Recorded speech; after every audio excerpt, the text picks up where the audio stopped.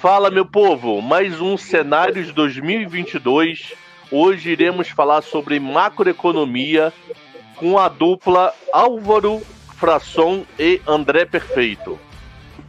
Fala aí, meu povo, beleza? Bom dia, boa noite, boa tarde. Não sei que horas vai passar. Vai passar boa tarde, vai passar 3h30 da tarde. Boa tarde, pessoal. Boa tarde aí, pessoal. Boa tarde. Vamos lá, meu povo. A primeira pergunta que eu faço para vocês. Nós estamos em dezembro de 2021.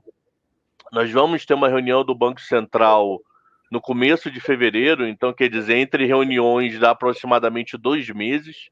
Eu acho que há muito tempo nós não temos um intervalo tão grande entre datas, geralmente dali 47, 45, 43 dias, dependendo do mês. E o Banco Central já se comprometeu com mais uma de 1,5, ok? E a pergunta que eu faço é: faz sentido ainda subir 1,5? Faz sentido essa taxa terminal de 11,5, 12 que o Banco Central tem dado a entender, com números não tão bons que já estão vindo do lado econômico e com a inflação perdendo um pouco de força? Quer ir primeiro, Álvaro? Não sei, eu falo. Deixa os mais velhos primeiro, só para dar aquela provocada. Então, olha, sua intimidade é uma graça, Alexandre. A gente já começa um sacanear o outro, seu de cara. Bem, vamos lá, então, obrigado aí pelo convite, Alexandre. Nessa bancada AAA, né? Álvaro, André e Alexandre, olha só, né? Bem, Banco Central, taxa de juros. De fato, né? Hoje, está gravando no dia de hoje, teve a divulgação da ata do Banco Central. E ela deu a entender aí algumas coisas. Primeiro que ele reforça a ideia de uma alta de 150 pontos base na próxima reunião, né? E isso daí, sem dúvida nenhuma, tende a ancorar um pouco as expectativas, né? A parte curta até se ajustou a isso, né? Estava imaginando uma alta mais forte, mas já está nos 150 pontos base. E ele deu a entender que vai ter que levar para o campo contracionista, de fato, da taxa de juros, né, e manter lá por um bom tempo. Ele está preocupado com as expectativas, de fato, né, e tem sinalizado isso de maneira muito clara, né. Eu sou da opinião que talvez ele não vai subir 150 pontos base em fevereiro, mas eu sei que essa minha opinião é absolutamente exótica hoje em dia no mercado, porque o mercado migrou para os 150 pontos base e com toda a razão, né, o Banco Central está sinalizando isso, não teria por que pensar muito diferente. Mas eu ainda estou achando que pode ser menos, porque lá por volta de fevereiro, né, a gente deve ter uma inflação que já deve estar mais comportada, de um lado, né, a gente está vendo alguns sinais, né, você pega os IGPs, né, está tendo uma queda grande do IPA por conta até de minério de ferro, que pode ajudar em parte, a gente está vendo um preço de petróleo talvez um pouco mais comportado também, o que mexe aí em alguns indexadores importantes da economia, como os IGPs, né, isso daí acaba tendo um efeito mais forte. E também as expectativas, elas pioraram tanto, mas tanto, que agora parece que está menos pior, por assim dizer, né? A gente viu no último relatório Focus um movimento onde a inflação esperada para 2022 se estacionou lá uma semana só, não é que também não pode subir, mas estacionou durante uma semana em 5,02, e o IPCA esperado para 2021 caiu um pouco. Eu mesmo revisei o IPCA para 2022 para baixo de 2 dígitos, eu estou agora com uma variação em dezembro de 0,61, o que vai levar o IPCA em 12 meses para 9,93.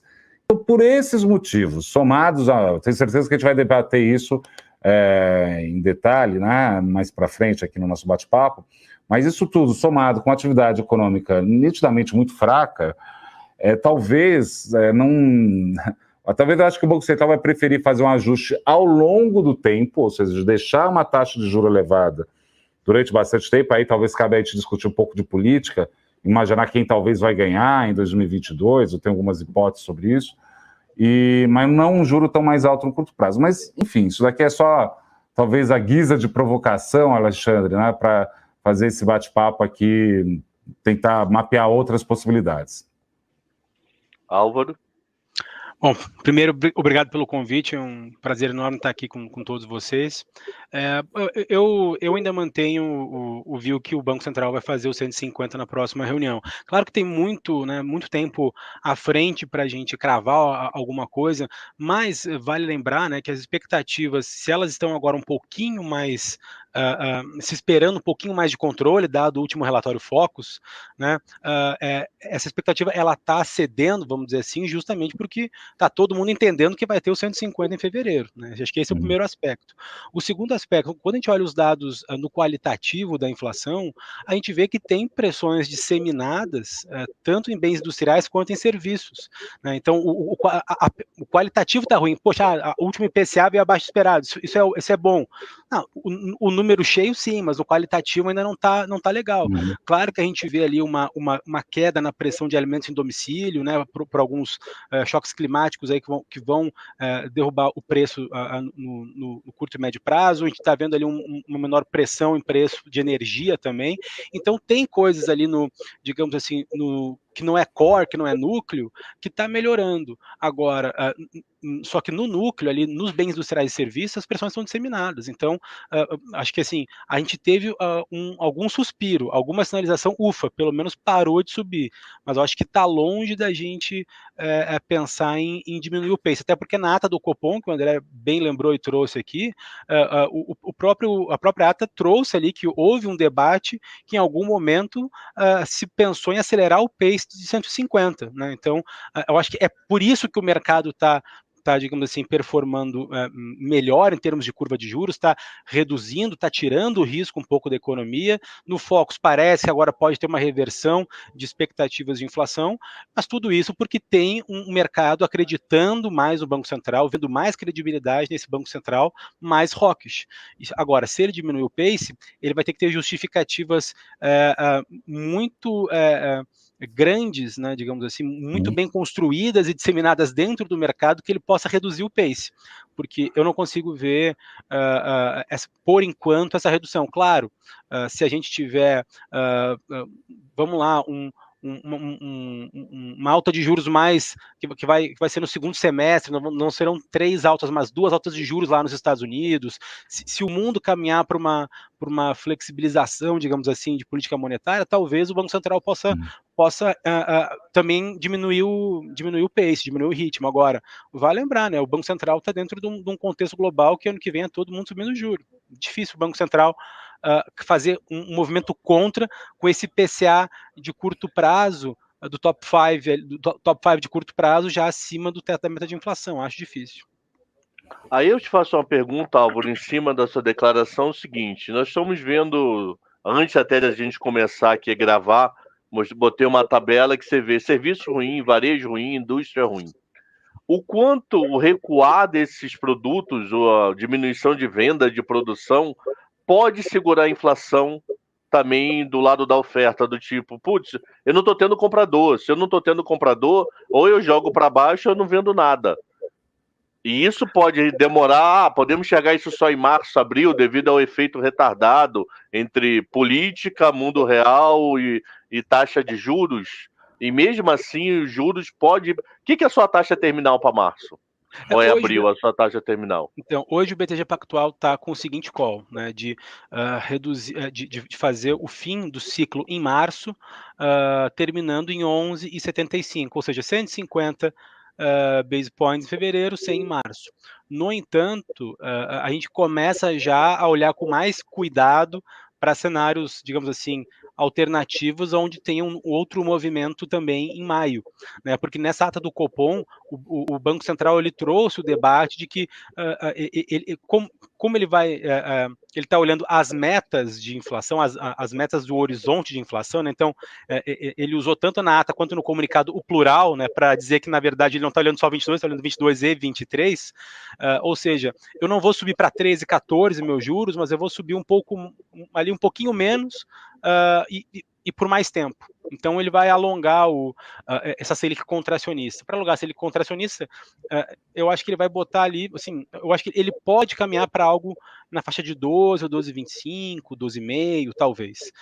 Eu acho que isso sim pode acontecer e permanecer por mais tempo, para controlar as metas, como o próprio Copom trouxe aí na ata e no comunicado. Em relação à atividade econômica, vai bater, não adianta, no fim das contas é demanda agregada, né? Eu acho que diferente do que a gente teve a inflação de de 21, que foi uma inflação estritamente de oferta, né, por conta do descasamento das cadeias de produção, em função dos estímulos que os governos tiveram que fazer para marcha força dano fiscal, marcha força dano monetário, de forma correta, porque tinha que salvar ali pequenas e médias empresas, as pessoas mais necessitadas, mas no fim das contas teve esse descasamento, onde você suavizou a demanda, mas na oferta você não conseguiu fazer nada, porque ali o movimento é mais difícil de mexer mesmo com política econômica, como o André bem sabe. Então, 2021 no mundo inteiro foi uma inflação muito mais de oferta, de custo, né? Agora, em 2022, eu acho que a história não vai ser exatamente assim. Gente. Olha o que está acontecendo com o preço do petróleo, olha o que está acontecendo com o preço do minério de ferro, né? O câmbio no mundo inteiro já tá se normalizando. O Brasil é que está o real que está performando muito diferente dos emergentes, porque no fundamento era para estar 4,50, 4,70, mas não está porque a gente tem todos esses nossos problemas fiscais e políticos aqui que a gente pode debater também para 22. Então, na minha avaliação, a Selic, eu acho que ela vai sim conseguir controlar mais a inflação de 22, porque para mim ela vai ser muito mais, ela vai ser um componente mais de demanda do que de oferta, diferente do que foi 2021. Fechou. André? Bem, assim, o fenômeno da inflação corrente, né, que nem o Álvaro colocou, tem características, vamos dizer assim, microeconômicas, né, que são muito mais do lado da oferta, né? Isso se verificou ao longo de 2021, desarticulação de cadeias produtivas, a gente viu isso bater em carro, preço de frete, né, Álvaro? A gente já, acho que até discutiu isso uma vez, frete marítimo, se você olha o gráfico, é um absurdo o que aconteceu, né? Porque você teve justamente uma situação daquele mercado específico de frete que desorganizou por conta da pandemia. Enfim, então eu acho que você tem uma inflação que tem uma característica que é muito alienígena, por assim dizer, ao sistema de metas. No seguinte sentido, a taxa de juro monetária e instrumentos de comunicação são muito pouco eficazes contra isso, né? Então, o Álvaro aponta com muita clareza, e eu concordo com isso, que essa inflação está mais disseminada, né? Se você abre o qualitativo, né, Álvaro, que você colocou, justamente apontando, olha, está pior.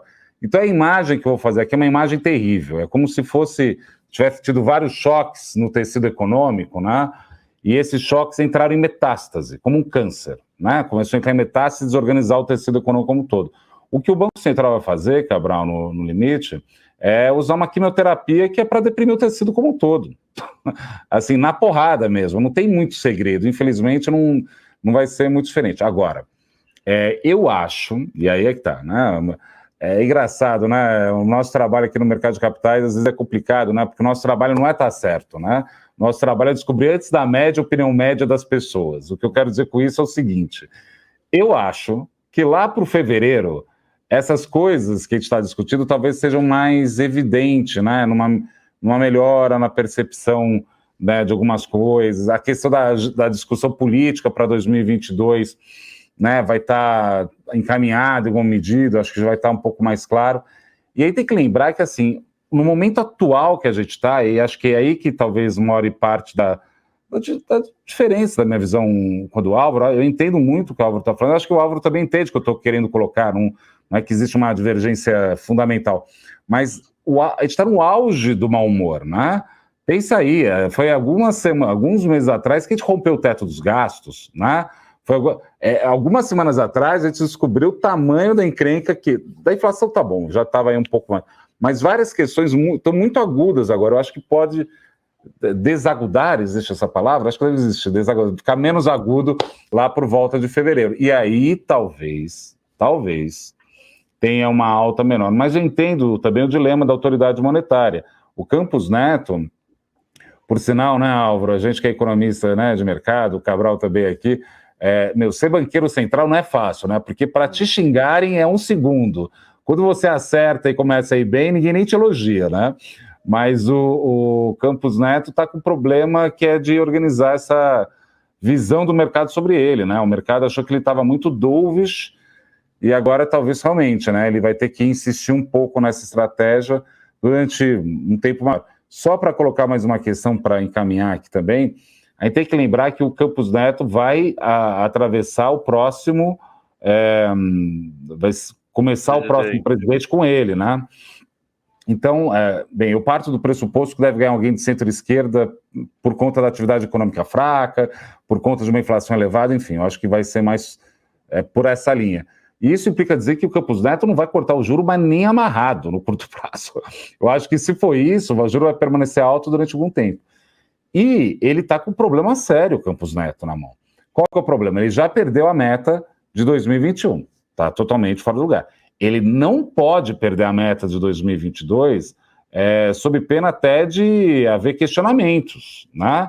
Porque uma das coisas da independência da autoridade monetária tem a ver com, assim, a capacidade dele entregar dentro da meta. 1 ano, tudo bem, 2 anos, começa a ficar pesado. Então, nesse sentido, eu acho que corrobora com a leitura do Álvaro, de manter juros mais altos mesmo, porque ele não vai querer brincar em serviço e perder de novo a meta o ano que vem. Aí eu te faço uma pergunta. Se ele mantiver os juros um pouco mais alto, imagina você empresariado, agora, daqui a 2 semanas, 3, olhando para 22. Ano de eleição, que teoricamente é um ano volátil. Eu acho que essa eleição pode parecer um pouco com a de 14 e não com a de 18. Eu acho que ela é mais polarizada que foi a de 14, Dilma Aécio, do que a de 18.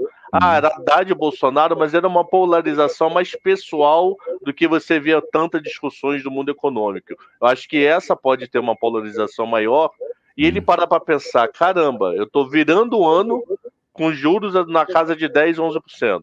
Eu estou vendo dados do IBGE não vindo tão bons. Em vez de abrir 50 lojas, eu vou abrir 20 e vou segurar 30. Em vez de eu abrir uma fábrica muito grande, eu vou abrir uma menor, com área maior, com ociosidade. Se eu perceber que a economia está andando, eu aumento a minha produção. Então, o quanto o aumentar dos juros para segurar a inflação pode segurar o PIB de um modo tão forte que pode prejudicar, por exemplo, a paridade dólar-real, fazendo com que o investidor falar, naquela economia que não está crescendo, Estados Unidos está voando, provavelmente a China vai fazer o ao contrário do mundo. A China vai fazer o incentivo econômico a partir de janeiro, que o mundo está tirando, a China está colocando. O quanto todo esse detalhe no mundo, olhando para o empresariado e para o estrangeiro, pode fazer com que a inflação não bata a meta de 5%. Então, aquela inflação que ele poderia deixar superar um pouco mais com juros de menor, o fato de querer seguir a ferro e fogo atrapalhe toda a estrutura econômica para 22. Vamos lá, André, aí depois volta. Volta. Bem, eu acho que você já desenhou o quadro de que o Lula vai ganhar, né? Não, eu já desenhei o quadro que não vamos ter vol pra caramba, mano. Não é isso não. Agora, não, eu vou abrir a discordância aqui na mesa. Eu acho que, assim, a atividade econômica... Bem, a minha projeção tá 0,3. Álvaro, só confirmando, vocês estão com... a sua projeção é 0 o ano que vem. 0. Então já estamos falando, não vai ter crescimento... Isso com estatístico de 1,20 hoje, né? Não entendi, desculpa. Isso com arrasto estatístico hoje de 1,20. Então, para ver o tamanho da encrenca. Do terceiro tri, né? Então, para ver o tamanho da encrenca. Agora é o seguinte, isso daí vai corroborar para um cenário, né, que talvez a centro-esquerda tenha mais chance. Porque todo empresário vai ver e falar, olha, amigo, não dá mais. Acabou, né? Esse jeito aí acabou. E eu estou falando isso um pouco no sentimento de que o produto ajuste econômico, ajuste fiscal para o ano que vem vai ser um produto ruim de vender. Eu não estou nem querendo falar bem ou mal disso, do ajuste em si. Imagina, uma economia que não está crescendo, que a inflação está desse jeito, e a inflação está tendo características dramáticas, né? Só alguém muito alienado mesmo para não perceber o nível de dramaticidade que essa inflação está tendo na vida da população. A massa salarial do Brasil, e aí é uma questão para 2022, está no patamar quase no piso do auge da crise do início da pandemia. Então, assim, isso tudo cria um ambiente para isso. Se isso é verdade, o mercado vai gostar de alguém de centro-esquerda? A resposta não. Quer dizer que o juro vai ficar mais alto. Isso daí vai impor mais baixa no crescimento, que abre espaço para se pensar, né, uma alternância, talvez, né? Mas eu não sei se a eleição... Eu acho que a eleição tem cara de 2014 mesmo, Cabral, no sentido de que vai ser bem polarizada mesmo, né? Mas, assim, por um lado, a gente tem que ver para 2022 na eleição que a centro-direita está se batendo e se matando, né? Tá? Chega a ser divertido ver o Twitter. Se bem que o Twitter é uma espécie de submundo da internet, né? Mas chega a ser divertido ver as brigas entre bolsonaristas e lavajatistas já. Tá divertido assim, tá tiro, porrada e bomba, não tem muito papo. Então é nesse sentido que eu vejo esse cenário um pouco mais, de novo, um pouco mais à esquerda o ano que vem, pelo menos eu trabalho com essa hipótese central. Obviamente o presidente Bolsonaro tem muita possibilidade, né? PEC dos precatórios deu um dinheiro para ele inacreditável, ele tem a máquina na mão, ele tem um PL e o PP que são importantíssimos. Não estou acreditando que o presidente Bolsonaro não tem chance, mas dado a situação econômica atual, acho que vai ser bem difícil articular isso tudo. Fechou, Álvaro? Pois é, assim, eu acho que falar desse cenário eleitoral, ele é muito complicado, assim, eu ainda confesso que eu não sei dizer se vai aparecer com 18 ou 14. O que eu estou conseguindo entender, pelo menos nesse curto prazo, é algo que a gente já falava aqui internamente, assim, que nesse primeiro momento vai ter uma dissipação de candidatos, né, porque não há agora, digamos assim, incentivos aos partidos já agora fazer uma união de forças, né? Por que o PSD não vai lançar o Rodrigo Pacheco? Por que o MDB não vai lançar Simone Tebet? Por que o PSDB não vai lançar o Dória? Não tem um motivo agora, tá tudo meio embrulhado, fora Lula e Bolsonaro, que despontam na frente, o resto é tudo meio embolado. O Sérgio Moro, agora recentemente passou os 2 dígitos, né, e começa ali a mostrar alguma força. O Ciro Gomes, antes do Ciro, era o terceiro colocado, mas ficava ali com 8%, 9%, alguma coisa assim, e aí quando você desce, dissipa tudo, né? Então, o que eu acho que pode acontecer num horizonte de 2 a 3 meses, que é o que eu consigo enxergar, pelo menos agora, para a política, começar um papo de aglutinação. Será que, de fato, o PSD vai lançar o Rodrigo Pacheco, sabendo que nas pesquisas o Rodrigo Pacheco não teve votação expressiva? Acho difícil. Então, será que o PSDB vai compor com quem? Com Moro, com Dória, com Simone Tebet? Será que a Simone Tebet vai mesmo? Será que ela não vai de vice de alguém? Né?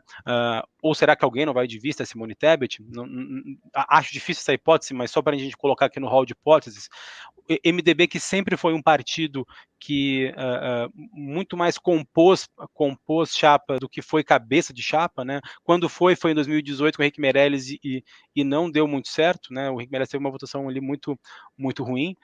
Então a gente tem PSD, MDB, União Brasil também, que não deve lançar algum candidato, que está só esperando quem é que vai despontar, quem é que vai ter a capacidade de aglutinar mais forças dentro do mesmo nome. Então, na minha avaliação, hoje sim está dissipado, hoje sim está muito ruim, mas no horizonte de 2 a 3, 4 meses, eu acho que a gente pode caminhar para uma aglutinação de chapas. E isso o mercado talvez comece a precificar um pouco melhor. Eu acho que é difícil saber o né, quem que vai vencer, quem não vai, né? As pesquisas de um ano atrás geralmente não batem muito ali o resultado final um ano à frente, mas eu entendo que quanto mais tiver algum candidato que evite a polarização, eu acho que o mercado pode performar melhor. E eu acho que essa aglutinação de partidos, se acontecer de fato daqui a 2, 3, 4 meses, talvez possa dar algum ânimo no mercado, no cenário eleitoral. Agora, depois para frente, aí a gente vai ter que ver como é que as pesquisas vão se performar, né? Porque hoje a gente tem um ex-presidente Lula ali muito bem posicionado, né? Porque ele tem o recall lá de trás na mente do brasileiro, que foi um presidente que fez políticas sociais que de fato tiveram impacto positivo na vida das pessoas mais carentes, mas por outro também teve todas as questões envolvendo mensalão e petrolão, né, que tiram todo aquele ímpeto que o Lula teve em 2002, em 2006, né, nas suas candidaturas. Então vale lembrar, acho que o Lula candidato no ano que vem, ele é muito diferente do Lula candidato de 2006 até 1989, quando foi candidato, porque o Lula sempre teve, digamos assim, aquela imagem do novo, do moderno. Agora ele tem um recall de político clássico, né? E o Bolsonaro vai enfrentar um país onde vai ter uma Selic muito alta, aí, como a gente já estressou aqui, de uma inflação muito alta, de um emprego que não está voltando numa velocidade como gostaria, da renda real média do brasileiro caindo, e aí a aprovação do governo fica ruim, e aí com essa atual aprovação também fica difícil a vida do atual presidente. Então, para mim não está ainda muito claro que vai ser Lula e Bolsonaro no segundo turno. Eu acho que tem mais possibilidades do que isso. Essas possibilidades elas só vão surgir, na minha avaliação, se tiver essa aglutinação de chapas, que eu acho que pode acontecer no horizonte de 2 a 3 meses. Deixa eu fazer uma pergunta. Ciro Gomes e Armínio Fraga agora estão fazendo live. Fizeram uma live semana passada de quase 2 horas. Foi muito grande, 1 hora e varada. E no dia anterior, Armínio Fraga deu uma entrevista no Estadão, dando a entender que quer ajudar o Brasil. Meu objetivo é voltar a ajudar o Brasil de algum modo, independente do candidato. Vocês conseguem ver essa dupla existindo, Armínio Fraga e Ciro Gomes? Poxa, eu vou puxar. Toca aí, André, fala aí, pode. Não, a gente está discutindo ultimamente Lula e Alckmin, né? Sei lá, né? Pode tudo, né? Ainda tem muita coisa para acontecer, né?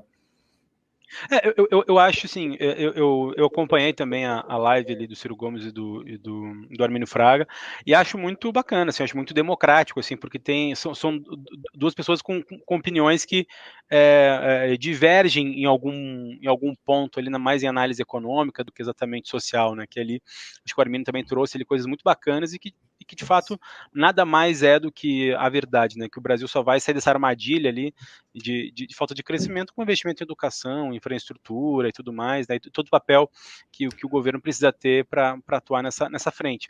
Achei muito interessante, assim, eu confesso que seria uma surpresa, né, e se de fato essa dupla existisse, eu acho que seria um movimento muito acertado do Ciro Gomes, porque o Armínio é um nome muito bem quisto, vamos dizer assim, pelo mercado, com boas ideias.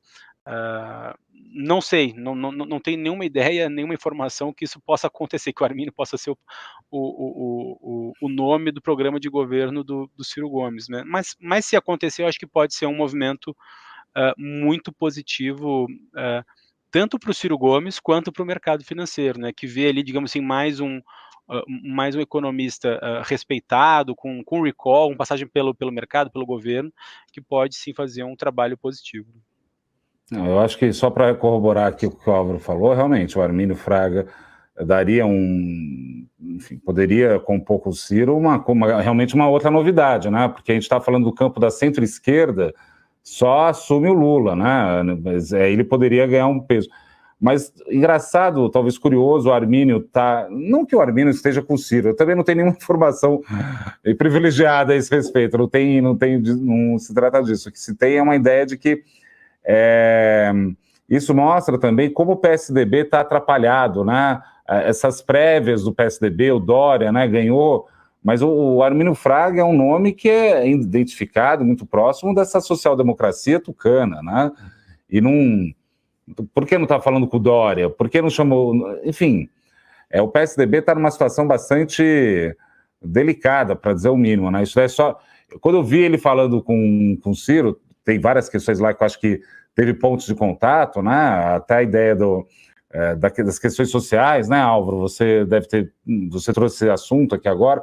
O Armínio condua com essas teses ou leituras do Ciro Gomes, que tem que ser por ali mesmo. Só que o que me chamou mais a atenção não é que ele falou com o Ciro, é que ele não estava falando com o Dória, né? E isso daí mostra o grau de complexidade do cenário para 2022, né? Eu tenho medo do Dória, medo que eu digo, não vou votar teoricamente no Dória, mas ter menos votos que o Alckmin na última. Dele virar completamente abandonado, assim, ninguém lembrar que ele existe direito, entendeu? Eu, se fosse apostar alguma coisa, eu achava que Dória e o Moro teriam que se juntar, né? Sendo muito francamente, porque o Moro... agora eu vou falar minha opinião um pouco mais franca aqui, mais minha, né, para assim dizer. O Moro, se ele ganhar, vai ser um problemaço, eu acho. Ninguém gosta dele no Congresso. Imagina ele tentando negociar com Ciro Nogueira, tentando negociar com... Não, imagina, tenta imaginar ele andando no Congresso. Ele tem uma coisa que é o lavajatismo dele, que criou muito problema. E outra coisa, eu falei esse negócio do Twitter, eu falei meio brincando, mas é verdade. Se você pega, de fato, os grupos, enfim, os linhas de frente, por assim dizer, do Bolsonaro no Twitter, tá pesadíssimo, não é que o pessoal acha que tá batendo no Lula, porque é natural, o Bolsonaro vai ter que tentar roubar votos do Moro ou evitar de perder votos para o Moro.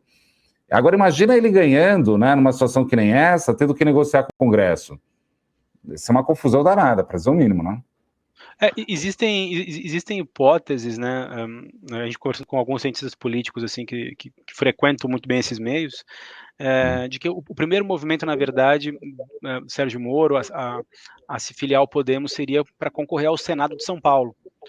Porque seria uma estratégia do Álvaro Dias, né, que é assim, um dos caciques ou donos do partido, tanto para ele conseguir se reeleger senador pelo Paraná, para ter um nome forte junto com ele, e quanto para o Sérgio Moro se eleger senador por São Paulo, e aí, digamos assim, fazer a legenda crescer mais em ambiente nacional. Né? Então, essa seria uma estratégia.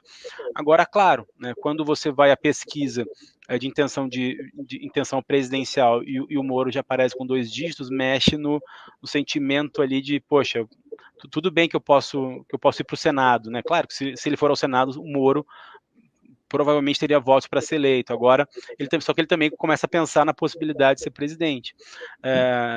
Então, isso acho que embaralha um pouco o jogo político.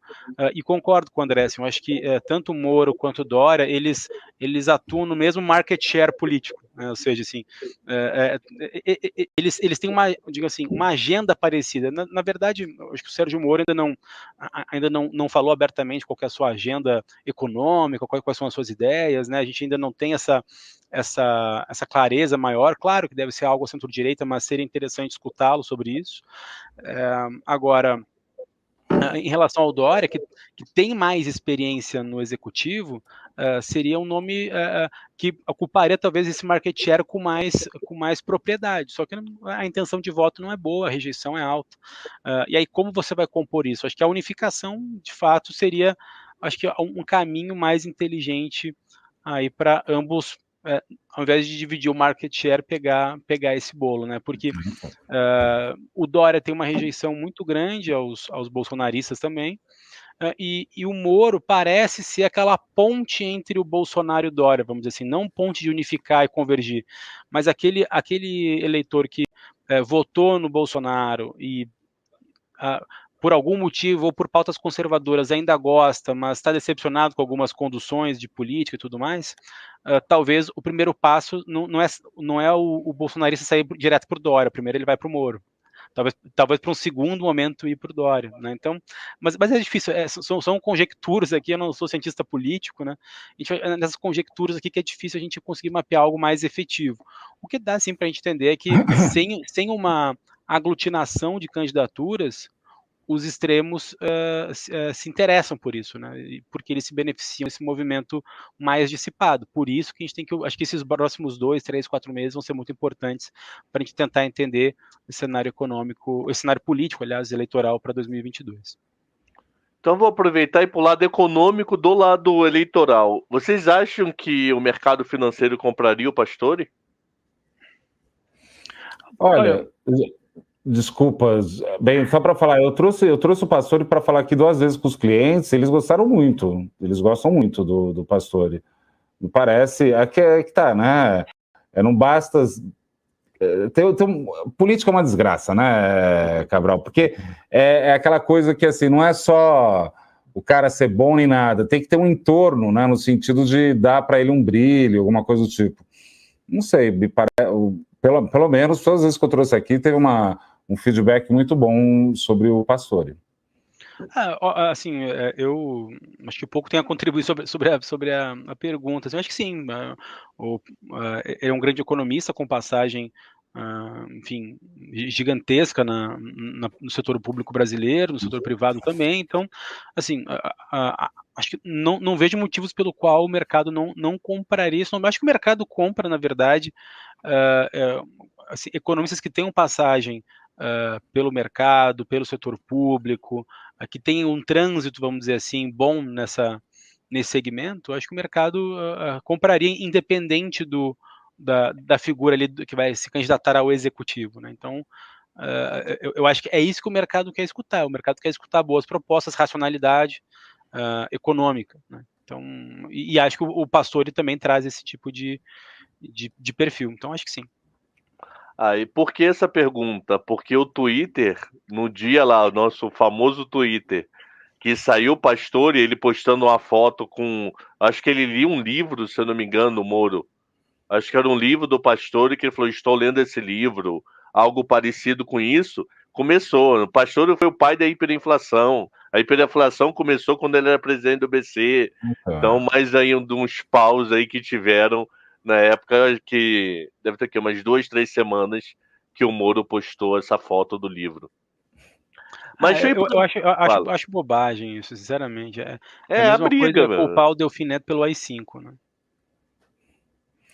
Exatamente. Começa a dar essas coisas.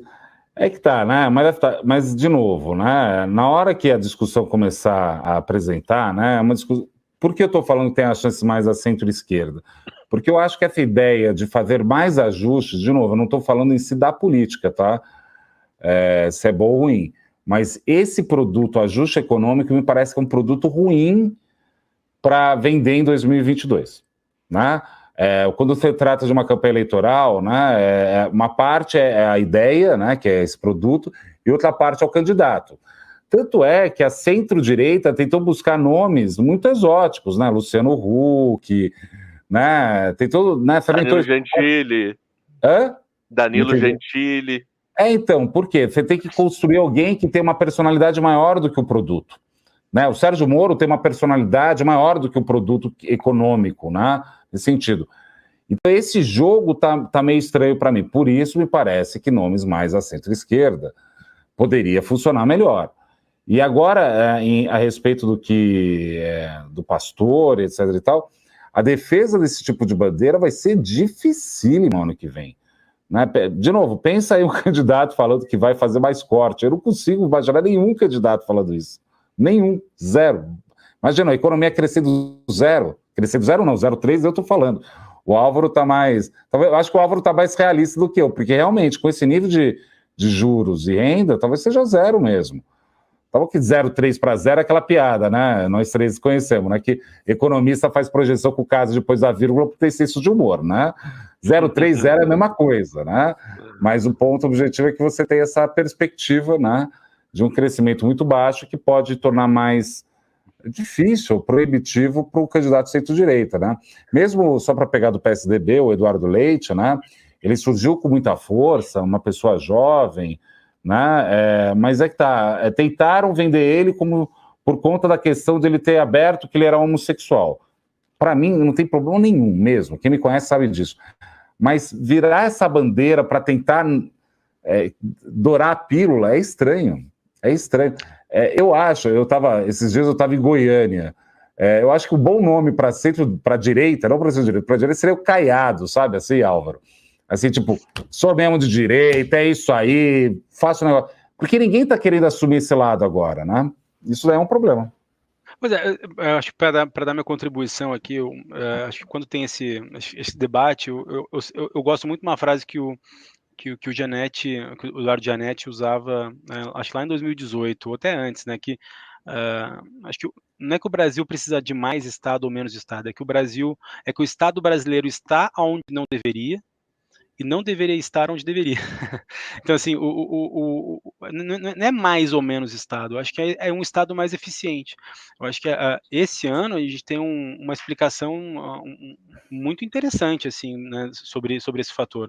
Quando veio a pandemia, e agora, em 2021, o governo federal deu repasse de verbas ao Estado, condicionado à utilização na saúde, sob a condição também de congelar salário de servidores públicos, coincidentemente ou não, teve um superávit de 100 bilhões de reais de estados e municípios, que antes era deficitário. Então, assim, não é que não tem dinheiro, é que o dinheiro é mal gerido. Né? Ou seja, então, o problema, eu acho que não é uma pauta de mais ou menos Estado no ano que vem, porque eu acho que o brasileiro ele tem um recall que ele viu, poxa, mas o cara de esquerda tinha mais Estado e depois veio a crise. O cara de direita quer menos Estado e também não deu certo. No fim das contas, eu acho que é um debate de Estado eficiente. Eu acho que é isso que a bandeira vai tentar, essa seria a bandeira correta, vamos dizer assim, ou a bandeira que eu acho que o brasileiro já está conseguindo perceber na ponta, assim, claro, de uma forma muito suave. O Brasil profundo é difícil pegar esse tipo de análise, mas o fato é, quando o governo fez o repasse federal a estados e municípios para gastar em saúde, para combater o coronavírus, sob a condição de congelar para não utilizar no reajuste de salários, a gente teve um superávit de estados e municípios de 100 bilhões de reais, que vai fazer um superávit do setor público agora desse ano, coisa que não acontecia desde 2013. Então, assim, dinheiro tem. O problema é que é um dinheiro muito mal gerido, e esse eu acho que esse para mim vai ser um debate que vai ser também, que precisa ser colocado mais fortemente no ano que vem. O que eu falo para o pessoal aqui, só para engatar nesse negócio, o problema do Brasil não é falta de dinheiro, é falta de plano, né? E um plano bom, né, Álvaro? Acho que é isso que você está querendo apontar e concordo demais contigo. Povo, mudando um pouco de assunto, mas ainda no ambiente macro, China. Por que China? Nosso principal parceiro econômico, uma das locomotivas do mundo. A China está dando a entender que vai fazer, eu cheguei a comentar isso uns 10 minutos atrás, mas agora focando China. O que o mundo está fazendo ao contrário. Ano que vem, eleição do candidato único lá para a presidência na China, e ele dando a entender que vai entrar com incentivo econômico para tentar melhorar PIB. Tá? É meio que o mundo está reduzindo, a China está introduzindo. Nós temos uma relação econômica muito forte, Brasil-China. Muito, muito forte. O quanto esse incentivo pode afetar o Brasil em PIB e inflação?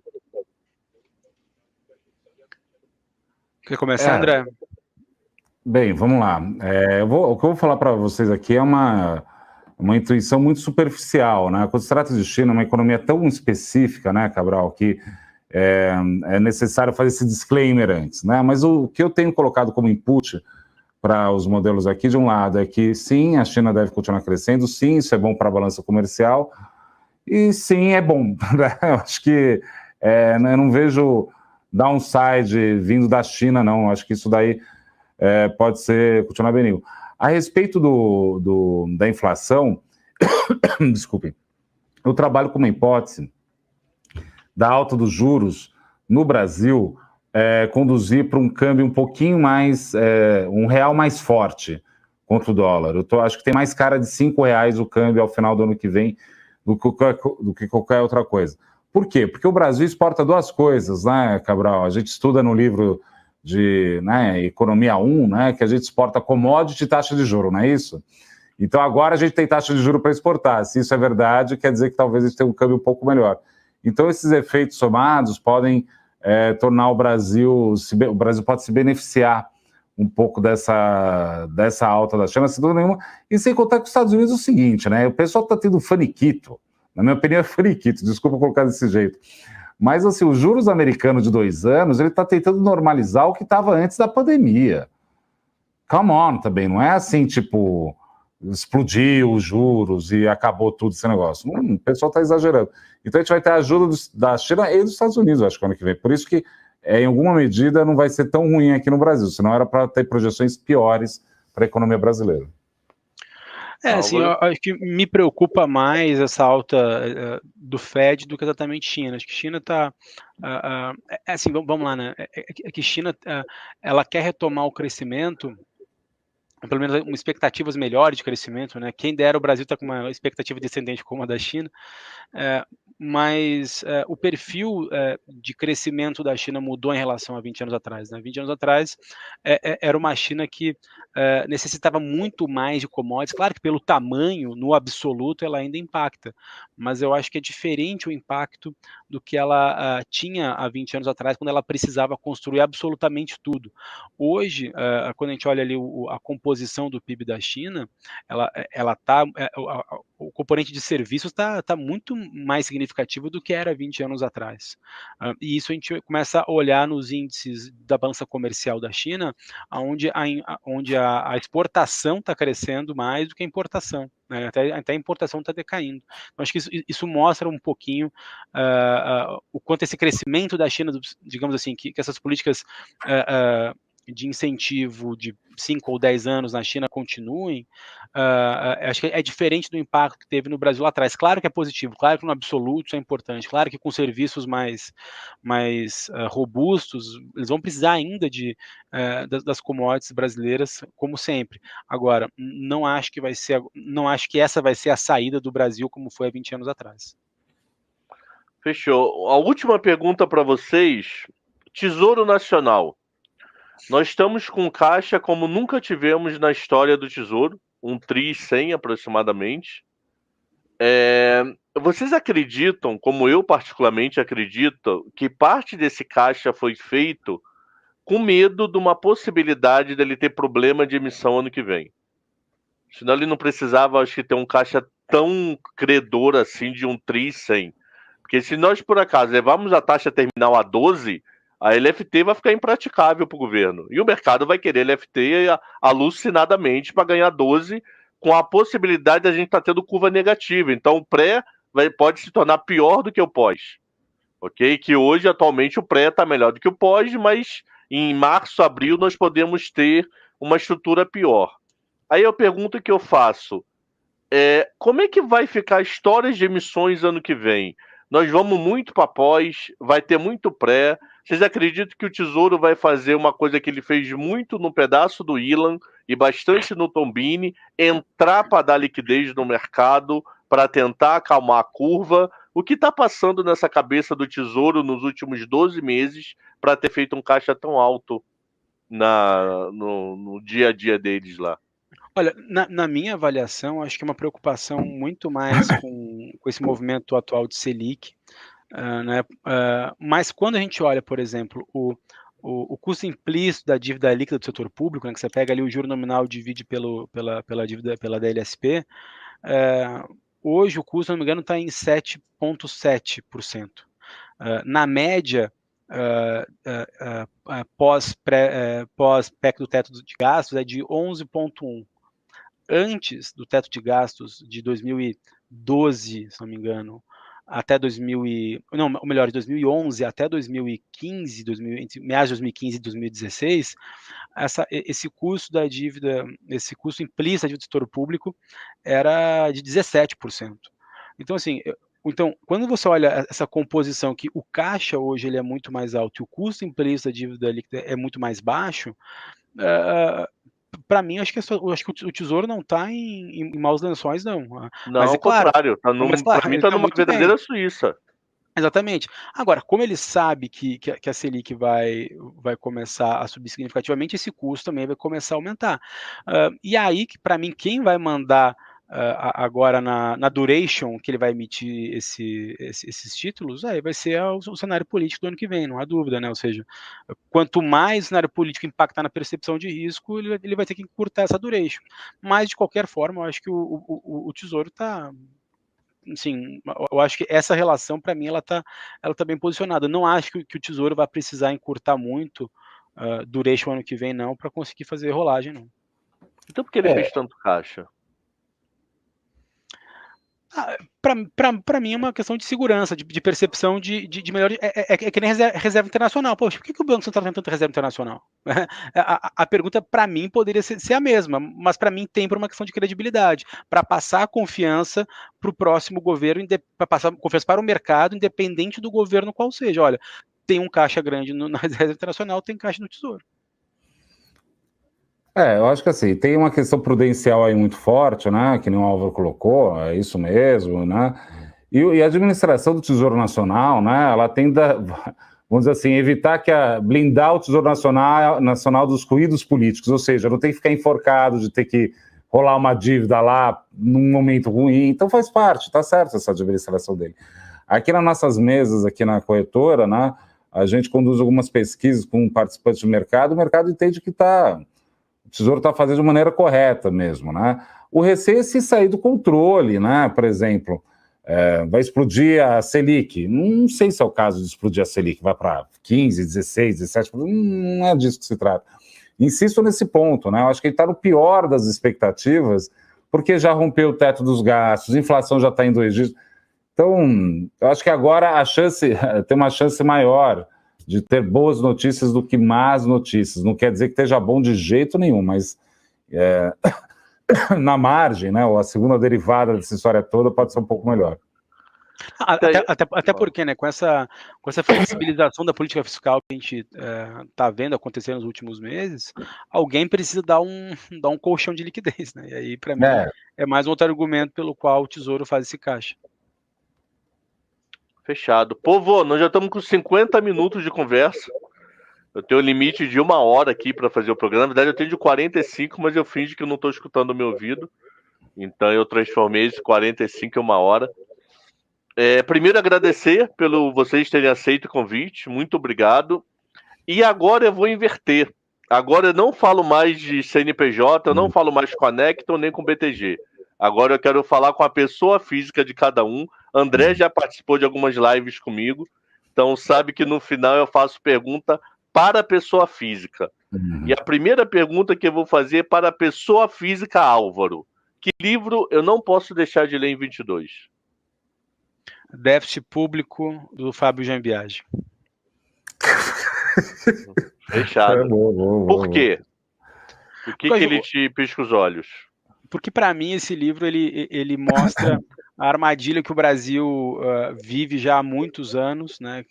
E ele traz uma análise sobre por que a gente está nesse momento, como é que a gente deve sair desse momento, dessa armadilha de achar que déficit vai resolver a vida do brasileiro, porque não vai.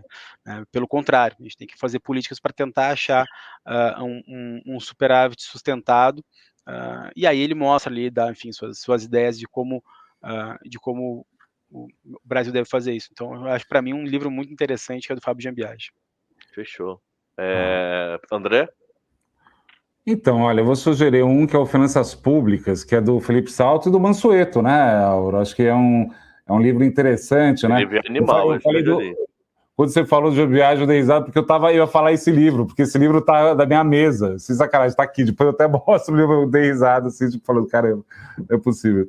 Mas o do Salto e o Mansueto, né, é bom. Acho que o tema fiscal, isso é muito, muito saudável que a gente está vivendo agora. Eu realmente acho que o tema fiscal veio para ficar. Né? Eu acho que não importa muito o candidato, todo mundo vai ter que dar conta, não vai existir tanta maluquice, tanto mais. E o livro Finanças Públicas ajuda você a entender um pouco das rúbricas, das dinâmicas, né? Eu acho que é uma baita leitura, assim, se você não leu, fica aí a dica. Fechou. André, se você pudesse conversar sem problema de barreira de língua com uma pessoa que esteja viva que você nunca conversou, quem seria? Rapaz, cara, que isso daí... Eu já tive de tudo aqui, eu já tive Jordan, presidente da China, Barack Obama, eu já tive de tudo aqui, que já são vários programas gravados, né?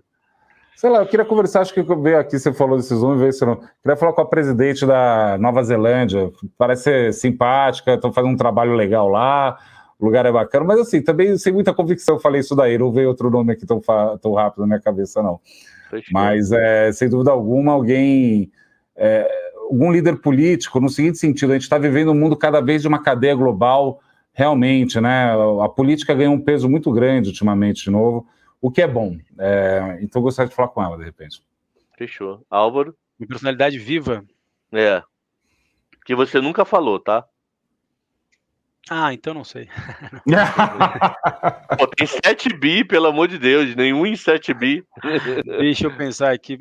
Olha, eu acho que uma pessoa interessante que eu teria muita vontade de conversar é o Barack Obama. Acho que ele tem uma visão de mundo... É o mais votado aqui até agora. Uma visão de mundo bem interessante. Fechado. Última pergunta, Álvaro, André, e a gente mata por dia de hoje. Álvaro, se você pudesse conversar com meus alunos que têm por volta de 18, 19 anos de idade, o que você falaria para eles como dica? Pô, quebre seu smartphone e valer. Melhor coisa, assim, porque a gente que é um pouco mais velho, a gente lembra daquele mundo offline, né? A gente viveu esse momento, ou pelo menos num mundo online sem smartphone, onde a concentração era muito maior, a capacidade de absorver conteúdo que de fato interessasse era maior. Quando a gente tem muito acesso a muita informação, às vezes nosso HD fica informações inúteis, né? Eu acho que o smartphone trouxe esse prejuízo gigantesco para a gente. Então, para quem quer enfim, se especializar em alguma coisa, abandone um pouco o celular, aí vá ler com mais afinco os livros que se interessem, porque isso para mim é a melhor maneira de você exercitar o seu cérebro de maneira positiva. Fechou. André? Vai aprendendo a tocar um instrumento, eu acho, talvez, né? Dentro dessa... É porque o que o Álvaro falou já tem uma sensibilidade ali de reconectar a gente com um tipo de concretude que com a pandemia ficou muito virtualizado. Eu estava brincando com o Álvaro, nossa, eu estou entrando em reunião, nem sei qual que é mais, né? Eu acho que é bom, né, ter esse tempo, né? Esse outro respiro. Então, aprenda a tocar um instrumento, sempre é bom. Fechou. Então, dupla, muito obrigado aí pelo aceite. Feliz aí de vocês terem participado. Batemos um papo aí de quase 1 hora. Até uma próxima, se Deus quiser. Valeu, pessoal. Muito obrigado pelo convite. André, Alexandre, obrigado. Eu agradeço também, obrigado, Alexandre, obrigado, Álvaro. Sempre muito bom falar com vocês. E, apesar de tudo, o Brasil é maior que o buraco. A gente não vai cair em 2022, não. Vai ser difícil, vai ser... mas a gente vai conseguir descobrir soluções políticas para todos esses problemas. Eu tenho muita fé nisso. Fechou. Um grande abraço, meu povo. Até uma próxima. Um abraço, tchau. Tchau.